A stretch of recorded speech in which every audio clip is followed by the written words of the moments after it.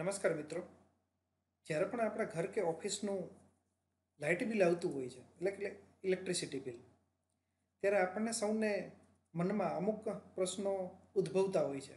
જેમ કે આ વખતે કેમ મારે બિલ વધારે આવ્યું, આ વખતે કેમ મને કોઈ બિલમાં રાહત ન મળી, મને કેમ આ વખતે પેનલ્ટી લાગેલી છે, અથવા તો આ બિલ કેવી રીતે બનતું હશે, આ બિલમાં શું શું ટર્મ્સ એન્ડ કન્ડિશન્સ હશે. તો આ બધાય મૂંઝવતા પ્રશ્નોના સમાધાન માટે આ એક યુટિલિટી બિલ નામની લેક્ચર સિરીઝની આપણે શરૂઆત કરી છે, જેના ભાગરૂપે આપણો આ પ્રથમ લેક્ચર છે કે જેમાં આપણે થોડી પ્રાઇમરી વિગતો મેળવીશું. હવે યુટિલિટીની વાત કરીએ તો યુટિલિટી શું છે? યુટિલિટી છે એ એનર્જી અને પ્રોસેસ એન્જિનિયરિંગ સાથે જોડાયેલું છે. પ્રોસેસ એન્જિનિયરિંગમાં જોવા જઈએ તો યુટિલિટીમાં જે ઇન્ક્લુડ થાય છે એ solid fuels, liquid fuels, gaseous fuels, electricity, water, steam અને કમ્પ્રેસ્ડ એર, આટલી વસ્તુને યુટિલિટી કહેવામાં આવે છે. આમાંથી આ બધી યુટિલિટીમાંથી ઇલેક્ટ્રિસિટી છે એ સૌથી વધારે વપરાતી એક યુટિલિટી છે. એટલે આજે આપણે આ ઇલેક્ટ્રિસિટી ઉપર થોડું ફોકસ વધારે કરીશું. હવે યુટિલિટી છે એ અલગ અલગ ટાઈપના કન્ઝ્યુમર કેટેગરીમાં વપરાતી હોય છે. જેવી કે સોલિડ ફ્યુલ છે તો ઇન્ડસ્ટ્રીયલ અને કોમર્શિયલમાં વધારે યુઝ થાય છે. લિક્વિડ ફ્યુલ છે તો ઇન્ડસ્ટ્રીયલ, કોમર્શિયલ અને એગ્રીકલ્ચરમાં વધારે યુઝ થાય છે. ગેસિયસ ફ્યુલ છે જેવા કે નેચરલ ગેસ, એલપીજી, તો એ બધા ઇન્ડસ્ટ્રીયલ, કોમર્શિયલ અને રેસિડેન્શિયલમાં યુઝ થાય છે. ઇલેક્ટ્રિસિટી છે તો એ ઇન્ડસ્ટ્રીયલ, કોમર્શિયલ, રેસિડેન્શિયલ અને એગ્રીકલ્ચર બધા જ કન્ઝ્યુમર કેટેગરીમાં યુઝ થાય છે. સેમ વે વોટર પણ બધી જ કન્ઝ્યુમર કેટેગરીમાં યુઝ થાય છે. સ્ટીમ જે ઇન્ડસ્ટ્રીયલમાં વધારે યુઝ થાય છે, અને કમ્પ્રેસ્ડ એર જે પણ ઇન્ડસ્ટ્રીયલ કેટેગરીમાં વધારે યુઝ થાય છે. હવે ઇલેક્ટ્રિસિટીનો ઉપયોગ ઘણો બધો હોવાના કારણે એ એક આજે મેજર યુટિલિટી બની ગઈ છે. અત્યાર સુધી ઇલેક્ટ્રિસિટી છે એ સેકન્ડરી એનર્જી ગણાતી હતી, કારણ કે એ કુદરતી રીતે મળતા જે ફ્યુલ્સ છે એમાંથી એનું કન્વર્ઝન કરવામાં આવતું હતું. પણ આજે ઇલેક્ટ્રિસિટીનો વપરાશ એટલો બધો થઈ ગયો છે કે હવે કદાચ આને નોન ટેકનિકલી રીતે જોવા જઈએ તો પ્રાઇમરી એનર્જીની લગભગ લગોલગ આવી ગઈ છે. નો ડાઉટ ટેકનિકલી એ પ્રાઇમરી એનર્જી નથી. Nowadays, electricity is an essential utility due to its widespread use. હવે ઇલેક્ટ્રિસિટીનો આટલો બધો વપરાશ થવાનું કારણ એ છે કે એના ઘણા બધા ફાયદાઓ છે. જો ફાયદાઓ જોવા જઈએ તો ટ્રાન્સપોર્ટેબલ ઓવર લોંગ ડિસ્ટન્સીસ, એટલે કે એક જગ્યાએથી બીજી જગ્યાએ પહોંચાડવા માટે ઘણું બધું ડિસ્ટન્સ હોય, આમ છતાં પણ આપણે એને સરળતાથી પહોંચાડી શકીએ છીએ. આ બધું બીજી યુટિલિટીઝના કમ્પેરિઝનમાં છે. then easy transformable into other forms of energy, એટલે કે ઇલેક્ટ્રિસિટીમાંથી તમારે એનર્જીના કોઈ બીજા ફોર્મમાં કન્વર્ઝન કરવું હોય, જેમ કે લાઇટ એનર્જીમાં કન્વર્ટ કરવું હોય કે હીટમાં કરવું હોય, તો પણ ઇઝી છે. ફાસ્ટ ઓપરેશન છે, એટલે કે ઇલેક્ટ્રિસિટી અથવા તો ઇલેક્ટ્રિકલ સર્કિટ છે એના ઉપયોગની અંદર એ ઝડપથી ઓપરેટ થાય છે. જેમ કે ટ્યુબલાઇટ ઓન કરવી હોય તો જેવી આપણે સ્વિચ પ્રેસ કરીએ છીએ, સ્વિચ પ્રેસ કરીએ એની કદાચ within a second tube light on થઈ જાય છે, તો ઝડપથી ઓપરેશન થઈ શકે છે. કમ્પેરેટિવલી ચીપર, બીજા કરતાં સસ્તું છે. ઇઝી એન્ડ પ્રિસાઇઝ કંટ્રોલ, એટલે કે ઇલેક્ટ્રિસિટીનો આપણે કંટ્રોલ કરવો હોય તો આપણે એકદમ પ્રિસાઇઝલી કરી શકીએ છીએ. જેમ કે એનું ઉદાહરણ જોવા જઈએ તો બહુ સાદું ઉદાહરણ છે કે ઘરમાં જે આપણે સીલિંગ ફેન વપરાય છે એનું રેગ્યુલેટર, એક ઉપર સ્પીડ રાખીએ, બે ઉપર રાખીએ, 3 ઉપર રાખીએ, તો ઇઝી કંટ્રોલ છે અને પ્રિસાઇઝલી મળે છે. ઇઝી મોનિટરિંગ, એટલે કે ઇલેક્ટ્રિસિટીનો વપરાશ કેટલો થયો છે તો એ માપવા માટે સીધું એક આપણે મીટર લગાડી દઈએ એટલે આપણને સીધા આંકડાઓ મળી જાય. ઇઝી મોનિટરિંગ છે. પોલ્યુશન ફ્રી છે, ઇલેક્ટ્રિસિટીને સળગાવવાથી કોઈ ધુમાડો પ્રોડ્યુસ નથી થતો, એટલે એને ગ્રીન એનર્જી પણ કહેવામાં આવે છે. રેસિડ્યુ ફ્રી છે, એટલે કે ઇલેક્ટ્રિસિટી સળગે તો એમાંથી પાછળ કાંઈ બચતું નથી. જેમ કે આપણે કોલસો સળગાવતા હોય તો કોલસો સળગી ગયા પછી રાખ વધે છે તો એને રેસિડ્યુ કહેવાય. એવી રીતે ઇલેક્ટ્રિસિટીને સળગાવવાથી કોઈ રેસિડ્યુ બચતી નથી, એટલા માટે ક્લીન એનર્જી પણ કહેવાય છે. નોઇઝ ફ્રી છે, ઇલેક્ટ્રિસિટીનો વપરાશ કરીએ તો ઇલેક્ટ્રિસિટીમાંથી કોઈ અવાજ નથી આવતો. હવે આ ઇલેક્ટ્રિસિટી આપણે વાપરતા હોય તો એનું ચોક્કસ નિયમન થવું જોઈએ, એના ચોક્કસ નિયમો હોવા જોઈએ, તો એને કહેવાય છે ઇલેક્ટ્રિસિટી રેગ્યુલેશન. હવે આ રેગ્યુલેશનનો મતલબ છે controlling of an activity or process usually binds of rules, એટલે કે કોઈ પણ પ્રોસેસ થતી હોય એને ચોક્કસ નિયમો દ્વારા એનું નિયમન કરવું એટલે કહેવાય રેગ્યુલેશન. હવે રેગ્યુલેશન છે એ શા માટે જરૂર છે તો કે પબ્લિકની સરળતા માટે જરૂરી છે, એટલે કે પબ્લિકને ઇન્ટરેસ્ટમાં હોવું જોઈએ. The government has enacted Electricity Act 2003, which seeks to transform and develop the electricity sector by distancing government from the task of regulation. હવે આ ઇલેક્ટ્રિસિટીને રેગ્યુલેટ કરવા માટે થઈને આપણા ભારતની અંદર એક નિયમ બનાવ્યો જેને કહેવાય છે ઇલેક્ટ્રિસિટી એક્ટ 2003. થોડી આની વિગતમાં આપણે આગળ ચર્ચા કરીશું. વીજળી અધિનિયમ 2003. હવે આ જે વીજળી અધિનિયમ 2003નું ફોર્મેશન થયું એ પહેલાં અમુક જૂના અધિનિયમો હતા જેના બેઝ ઉપર 2003ની આમાં ઇલેક્ટ્રિસિટી એક્ટ 2003નું નિર્માણ થયું છે. તો જે પહેલાં નિયમો હતા એ જોવા જઈએ તો Indian electricity act 1910, electricity supply act 1948 and electricity regulatory commission act 1998. આ 3 અધિનિયમો પહેલાં હતા જેના બેઝ ઉપર ઇલેક્ટ્રિસિટી એક્ટ 2003 એટલે કે વીજળી અધિનિયમ 2003નું ફોર્મેશન થયું.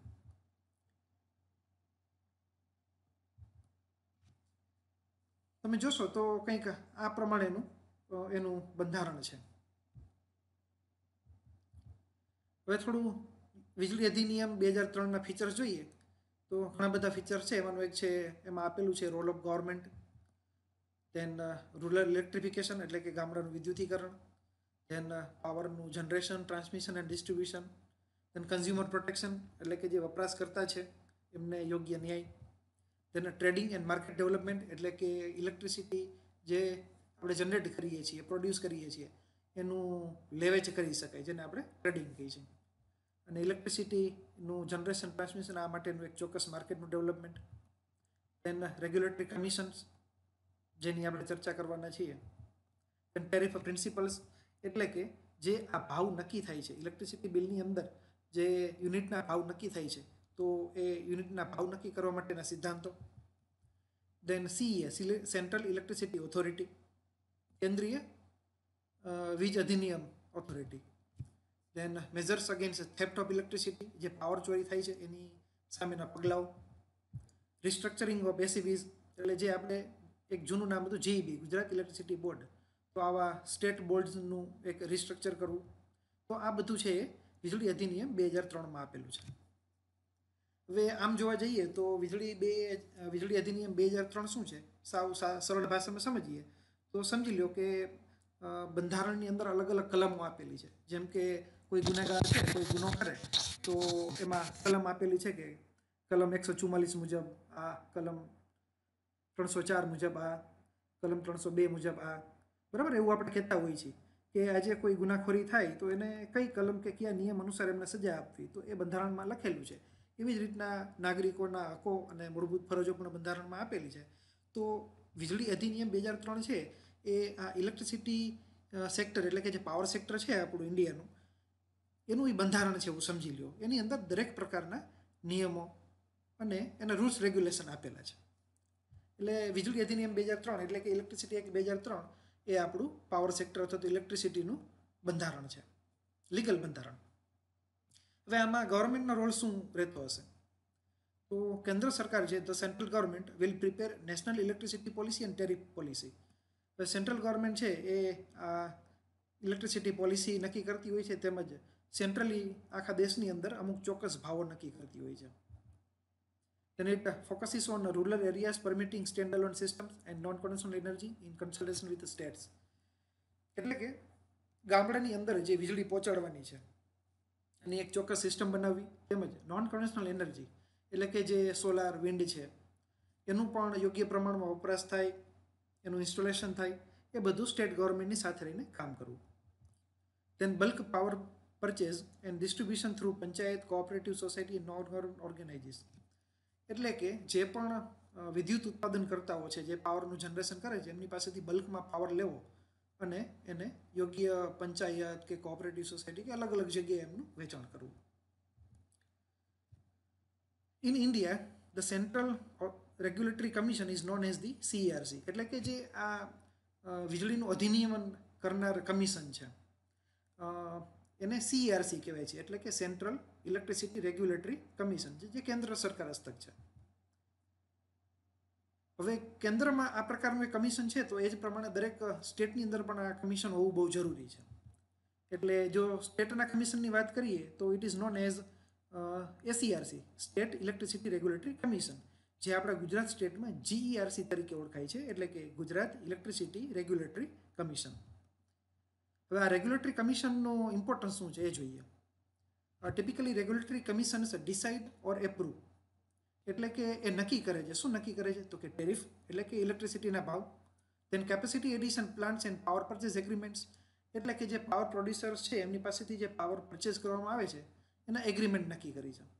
દેન પરફોર્મન્સ બેન્ચમાર્ક્સ ઓફ યુટિલિટી, એટલે કે જે PGVCL, UGVCL, DGVCL જે આપણે ડિસ્કોમ કહીએ છીએ, એ ડિસ્કોમને જે તે વર્ષે નફો કર્યો કે ખોટ કરી કે એનું પરફોર્મન્સ બરાબર છે કે નહીં એ નક્કી કરવાનું કામ પણ રેગ્યુલેટરી કમિશન કરે છે. બીજું છે DSM, ડિમાન્ડ સાઇડ મેનેજમેન્ટ, એટલે કે આપણે જે વપરાશકર્તા છીએ કન્ઝ્યુમર્સ, એ સાઈડ જે પણ વીજળી વપરાય છે તો એ જ વીજળીનો યોગ્ય વપરાશ થાય, વીજળી વેસ્ટ ન જાય અને ઓછી વીજળીએ આપણે યોગ્ય પ્રમાણમાં પ્રોડક્શન લઈ શકીએ, એને કહેવાય ડિમાન્ડ સાઇડ મેનેજમેન્ટ. બીજું છે રિન્યુએબલ એનર્જી, જે આપણે સોલાર વિન્ડની વાત કરીએ છીએ તો એ પણ એક ચોક્કસ નિયમો દ્વારા રેગ્યુલેટ થાય એનું એ પણ ધ્યાન રાખે છે regulatory commissions. Then structure of Indian electricity sector, ભારતની અંદર જે પાવર જનરેટ થાય ત્યાંથી લઈને કન્ઝ્યુમર એન્ડ સુધી પહોંચે છે તો એનું આખું એ લીગલ સ્ટ્રક્ચર કેવું છે. હવે પહેલાં તો પોલિસી મેકિંગ, એટલે કે પોલિસી બનાવવામાં કોણ કોણ ઇન્વોલ્વ હોય છે? સેન્ટ્રલ ગવર્મેન્ટ, દેન CE એટલે કે central electricity authority and state governments. પછી આવે છે રેગ્યુલેટર્સ, એટલે કે આ રેગ્યુલેશન્સ કોણ બનાવે છે? નીતિ નિયમો. તો એમાં છે CERC, એટલે કે સેન્ટ્રલ ઇલેક્ટ્રિસિટી રેગ્યુલેટરી કમિશન. પછી છે state wise state electricity regulatory commission. અને પછી આવે છે સિસ્ટમ ઓપરેટર્સ, જે છે national load dispatch centre, regional load dispatch centre and state load dispatch centre. હવે જો આની વાત કરીએ તો state load dispatch regional load dispatch centre છે એ આપણે ગુજરાતમાં, સૌરાષ્ટ્રમાં, જેતપુરમાં આવેલું છે, જેને એરિયા લોડ ડિસ્પેચ સેન્ટર અથવા તો ALDC અથવા તો RLDC એટલે કે રિજિયોનલ લોડ ડિસ્પેચ સેન્ટર કહેવામાં આવે છે, કે જ્યાંથી સૌરાષ્ટ્રની અંદર જે કંઈ ઇલેક્ટ્રિસિટી પાવર સપ્લાય થઈ છે એનું ચોક્કસ પ્રમાણે એનું નિયમન કરે છે ટેકનિકલી. પછી સ્ટેટ લેવલે જોવા જઈએ તો વડોદરા પાસે જાંબુવા છે, ત્યાં આપણું ગુજરાત સ્ટેટનું લોડ ડિસ્પેચ સેન્ટર છે, જેને કહેવાય છે SLDC. જનરેશનની વાત કરીએ તો એમાં સેન્ટ્રલ જનરેટિંગ સ્ટેશન્સ જેમ કે NTPC જેવી કંપનીઓના સ્ટેશન, પછી સ્ટેટ જનરેટિંગ સ્ટેશન્સ જે આપણે ગુજરાતમાં GSECL નામની કંપની છે, Gujarat state electricity limited corporation limited, બરાબર, તો એ સંભાળે છે. પછી પ્રાઇવેટ સેક્ટર્સ છે અમુક જે જનરેશનનું કામ સંભાળતા હોય, જેવા કે અદાણી પાવર છે, ટાટા પાવર છે. તો આ બધા છે એ પ્રાઇવેટ છે. પછી જે ટ્રાન્સમિશન ઓથોરિટીઝ, એટલે કે સેન્ટ્રલ ટ્રાન્સમિશન ઓથોરિટી, પછી છે સ્ટેટ ટ્રાન્સમિશન ઓથોરિટી, ગુજરાતમાં આપણે જેટકો તરીકે ઓળખાય છે, Gujarat electricity transmission company limited, GETCO. પછી અમુક પ્રાઇવેટ સેક્ટર્સ છે. દેન ડિસ્ટ્રીબ્યુશન, એમાં સ્ટેટ સેક્ટર ડિસ્ટ્રીબ્યુશન લાઇસન્સીસ હોય છે અને પ્રાઇવેટ સેક્ટર ડિસ્ટ્રીબ્યુશન લાઇસન્સીસ હોય છે. હવે આ સ્ટેટ સેક્ટર ડિસ્ટ્રીબ્યુશન લાઇસન્સની વાત કરીએ તો એ ડિસ્કોમ તરીકે ઓળખાય છે, જેમ કે ગુજરાતની અંદર જોવા જઈએ તો UGVCL, PGVCL, DGVCL અને MGVCL. એ સિવાય પ્રાઇવેટની વાત કરીએ તો પ્રાઇવેટ ડિસ્ટ્રીબ્યુશનની અંદર અમદાવાદ, સુરતની અંદર ટોરેન્ટ પાવર છે, બરાબર, તો એ પણ ડિસ્ટ્રીબ્યુટર છે. એમાં માર્કેટની વાત કરીએ ઇલેક્ટ્રિસિટીના તો એક ટ્રેડિંગ માર્કેટ હોય છે, જેને ટ્રેડિંગ લાઇસન્સીસ અંડર આવે છે. પછી પાવર એક્સચેન્જ હોય છે, જેવી રીતના શેરબજારનું માર્કેટ છે એવી રીતના ભારતમાં કેન્દ્ર લેવલે, નેશનલ લેવલે IEX છે, એટલે કે ઇન્ડિયન ઇલેક્ટ્રિસિટી એક્સચેન્જ કરીને એક સ્ટોક માર્કેટ જેવું ઇલેક્ટ્રિસિટીનું માર્કેટ છે, જેના થ્રુ આપણે લેવેજ કરી શકતા હોઈએ છીએ. અને બાકી એક બાયલેટર માર્કેટ હોય છે. તો આ વાત થઈ આપણે ઇન્ડિયન ઇલેક્ટ્રિસિટી સેક્ટરના સ્ટ્રક્ચરની. હવે CERC શું છે અને એનો રોલ શું છે એ જોઈએ, સેન્ટ્રલ ઇલેક્ટ્રિસિટી રેગ્યુલેટરી કમિશન.